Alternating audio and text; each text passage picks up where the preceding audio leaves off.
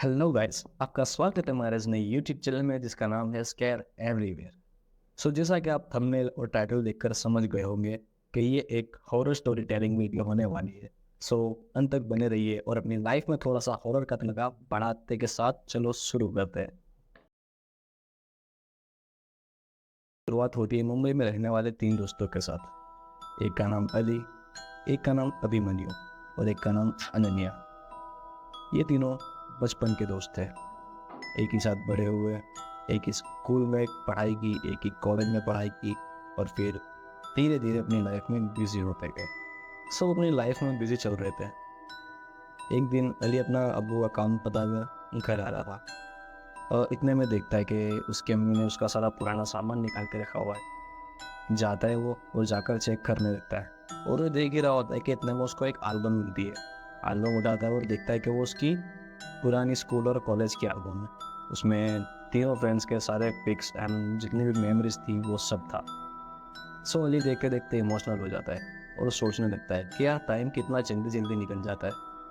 कहाँ हम एक टाइम पर स्कूल बंक करके कहीं भी निकल जाते थे घूमने, कुछ भी एडवेंचर करने, और आज देखो सब अपनी अपनी लाइफ में बिजी। अली अपना फ़ोन लेता है और अभिमन्यु को कॉल करता है। अभिमन्यु कॉल उठाता है, फिर दोनों इधर उधर की बातें करने लगते हैं। फिर इतना में अभिमन्यु कहता है कि वैसे अपनी मिस मॉडल अनन्या का है, बहुत आर्टिकल्स देख रहा हूँ आजकल मैं मिस मॉडर्न के, बहुत ज़्यादा फेमस हो चुकी है। तो क्या अली तेरे पास का कॉन्टेक्ट है या नहीं, कुछ या टूट गया? तो अली कहता है कि नहीं नहीं है, एक काम पर चांद लग, मैं उसे भी कॉन्फ्रेंस पर लेता हूँ। अनन्या का कॉल करता है, अनन्या कॉल उठाती है और उठाते के साथ ही अनन्या अली से एक मजाक करते हुए कहती है कि क्या बात है, आज जनाब अली को मेरी आखिरकार याद आ ही गई। फ़ोन का कॉन्फ्रेंस में लेता है और तीनों बातें करने लगते हैं। बीच में अनन्या कहती है कि गाइस क्यों ना हम पहले की तरह कहीं घूमने जाए, बहुत टाइम हो गया हमने साथ में फन नहीं किया। तो अली कहता है कि हाँ यार, मैं भी यही सोच रहा था। तो अभिमन्यु कहता है कि अब इसमें सोचना क्या गाइस, तीनों एक दूसरे के कांटेक्ट में आ ही चुके हैं, तो निकालते टाइम और जाते कहीं एडवेंचर करने। तीनों रेडी हो जाते हैं। तो अली कहता है पर जाना कहाँ पर है? तो अनन्या कहती है कि गाइस मैं आज एक हॉरर शूट करके आ रही हूँ।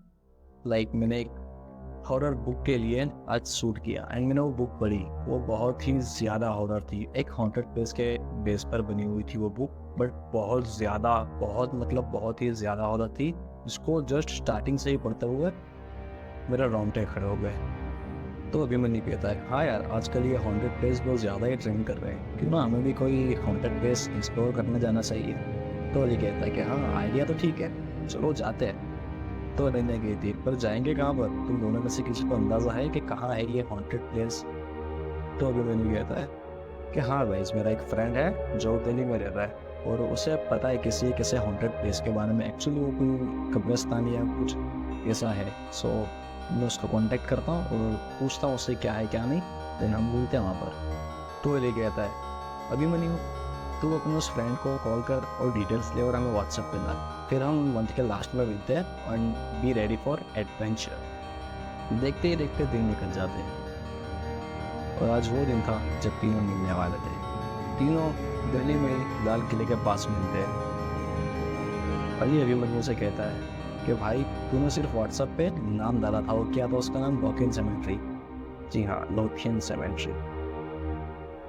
अभिमन्यु कहता है लॉथियन सेमेंट्री नाम से कब्रिस्तान है यहाँ पर। माना जाता है कि राजाओं के टाइम पे अंग्रेज़ों ने अपनी पावर दिखाने के लिए उन पे हमला करके उनकी सारी ज़मीनों को और जितने भी उनके महल थे सबको कब्जे में कर लिया था।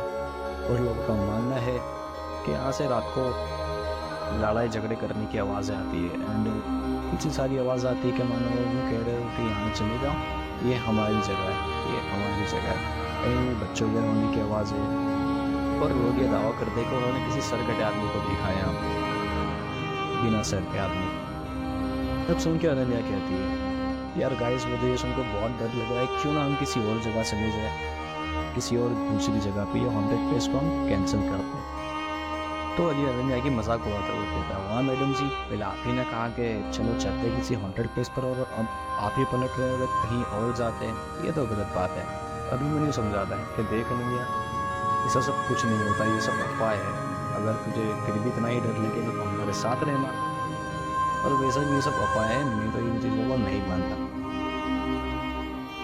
रात होती है और अली कहता है चलो गाइस, सही वक्त है वहाँ जाने का, and let's ready for the fun. Ananya को डर लगने लगता है, बट फिर भी वो उनके साथ चल लेती है। तीनों नोथिन सेमेंट्री के बाहर खड़े थे। बहुत ही डरावना लग रहा था वो बाहर से ही। इतने में अनन्या कहती है, गाइस मैं पानी की बोतल लेकर आती हूँ। तो अनी और अभिमन्यु एक दूसरे को देखकर हंसने लगते हैं। तो अनन्या गुस्से में कहती है कि मैं डर नहीं रही हूँ, तुमको भी प्यास लगी, मैं इसलिए पानी लेने जा रही हूँ। और अनन्या जाके थोड़ी ही देर में पानी ले आती है। तो अभी कहता है, अरे क्या भागते हुए गई थी, इतनी जल्दी आ गई तू। तो अनन्या गुस्से में कहती है कि अगर अब मुझे छेड़ा तुम लोगों ने तो तुम गौरव की खैर नहीं। फिर तीनों अंदर जाने लगते हैं। फिर जाते हुए अभिमन्यु कहता है, यार यहाँ पर अच्छी फीलिंग नहीं आ रही, थोड़ी नेगेटिव वाइब्स यहाँ पर। मानो कि मन घबरा सा रहा हो या बैठ रहा हो मन, कुछ इस तरह की फीलिंग्स है यहाँ पर।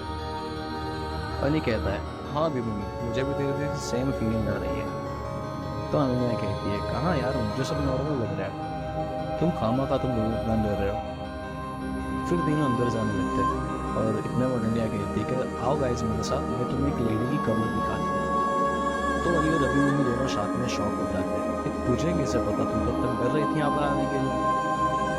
तो अनन्या बोलती है, अरे गाइस मैं थोड़ी सी रिसर्च की थी यहाँ पर आने से पहले, सो वहाँ से मुझे पता चला, तो टाइम वेस्ट मत करो, रहो मेरे पीछे।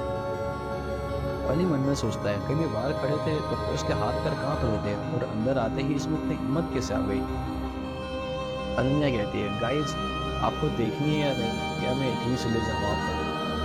तो दोनों कहते हैं, हाँ हाँ बता, कहाँ पर है उस लेडी की कब्र।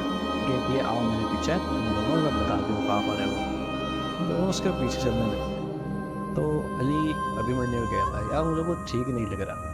तो अभिमन्यु पूछता है, किस बारे में? तो बोलता है, अनन्या के बारे में, क्योंकि बाहर खड़े हुए इतना डर रही थी और अंदर आके उसमें अपनी हिम्मत आ गई।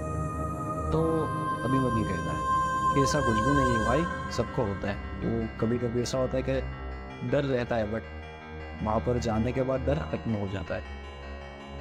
इतने में अनन्या एक जगह इशारा करके बोलती है कि देखो गाइस, वो रही उस लेडी की कब्र। तो अभिमन्यु और अली आगे जाकर उस कब्र को देखने लगते हैं। कितने में अली कहता है, कन्या तुझे पता है इस लेडी के बारे में, किसकी कब्र है और क्या नहीं, तूने रिसर्च की थी सब। अनन्या एकदम से इमोशनल हो जाती है और बताने लगती है, इस कब्र में जिसको दफनाया हुआ है उस लेडी का नाम लीजा है। जैसे ही अनन्या नाम लेती है, अचानक से तेज तेज हवाएं चलने लग जाती है, कुत्तों के भौंकने की आवाज़ आने लग जाती है और एकदम से कड़ाके के साथ बारिश गिरने लगती है। अभिमन्यु और अली दोनों एकदम से शॉक हो जाते हैं, सोचने लगते हैं कि अचानक से मौसम किस तरह से बदल सकता है। और अनन्या जो कुछ पल के लिए खामोश हो गई थी, वो फिर से कहने लगती है, तुम्हें पता है गाइस लीजा के साथ क्या हुआ था? अभिमन्यु कहता है कि नहीं अनन्या, अभी मत बता, बारिश बहुत हो रही है, हमें यहाँ से घर जाना चाहिए, तो घर जाके हमें बाद में बता दें। अनन्या कहती है, नहीं, तुम्हें अभी ही सुनना होगा। अली अभिमन्यु के कंधे पर हाथ रख के उसे इशारा करता है और अनन्या से कहता है, हाँ अनन्या, क्या हुआ था लीजा के साथ? अनन्या बताने लगती है, तकरीबन 100 साल पहले की बात है। लीजा एक निकोलस नाम के आदमी से प्यार करती थी, पर निकोलस किसी और इंडियन लड़की को प्यार करता था। लीजा ने एक बार जिद की कि एक्सेप्ट कर लो मुझे और भूल जाओ उस इंडियन लड़की को, पर निकोलस उस इंडियन लड़की से बेहद प्यार करता था। एक दिन लीजा उस इंडियन लड़की के घर गई और उसे धमकी देकर आई कि अगर तू यहाँ से नहीं चली गई तो मैं तेरी जान ले लूँगी। ये बात निकोलस को पता चलती है तो निकोलस लीजा पर बहुत गुस्सा हो जाता है। वो अपने नौकर से कहता है, जाओ और उस लड़की को अभी के अभी यहाँ पर लेकर आओ। नौकर जाते हैं और कुछ देर में लीजा को लेकर आ जाते हैं और निकोलस लीजा की एक भी सुने बगैर उसे सीधा गोली मार देता है और लीजा वहीं पर दम तोड़ देती है। तो निकोलस कहता है उसके नौकरों से कि जाओ और इसे जाकर उस कब्रिस्तान में दफना दो। उसके नौकर लीजा को यहाँ पर लाकर दफना देते हैं और कुछ वक्त बाद निकोलस भी अपना आग को ख़त्म कर लेता है गोली मारकर। ये सब कहते कहते अनन्या रोने लगती है, उसके आंसू चालू हो जाते हैं। अली कहता है, अनन्या तू क्यों रो रही है, ये तो सिर्फ एक कहानी है ना। तो अनन्या उसकी तरफ घूर के देखती है और कहती है, ये सब कहानी नहीं, एक असलियत है। अली अभिमन्यु का हाथ पकड़ता है और अनन्या से पूछता है कि तुम्हें कैसे पता? और अनन्या जोर जोर से हंसने लगती है और हंसते हंसते उसकी आवाज़ बदल जाती है। ये सब देखकर अभिमन्यु और अली अंदर से सहम गए थे। अली सहमे हुए ही अनन्या से पूछता है, अनन्या तुम्हें कैसे पता? तो अनन्या कहती है, क्योंकि मैं ही लीजा हूँ, और जोर जोर से हंसने लगती है।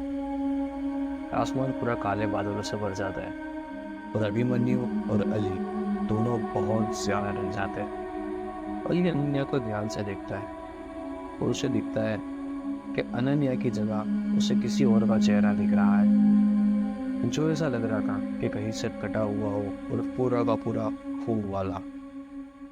अली अभिमन्यु से धीमे से कहता है, अभिमन्यु कुछ भी हो जाए मेरा हाथ मत छोड़ना।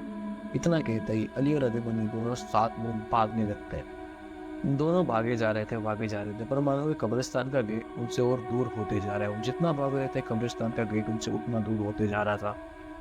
अब दोनों भागते भागते इतना थक गए थे कि उनकी सांसें फूलने लगती है और देखते देखते दोनों एक साथ बेहोश होकर गिर जाते हैं। और जब दोनों की आंखें खुलती है तो दोनों देखते हैं कि वो दोनों कब्रिस्तान के बाहर है और सुबह हो चुकी है।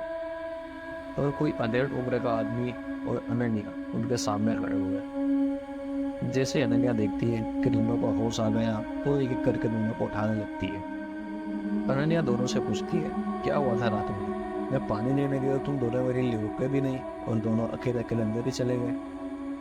और मैं तुम दोनों का यहाँ पर ही वेट कर रही थी, मेरी अकेले अंदर आने की हिम्मत नहीं हो रही थी इसलिए।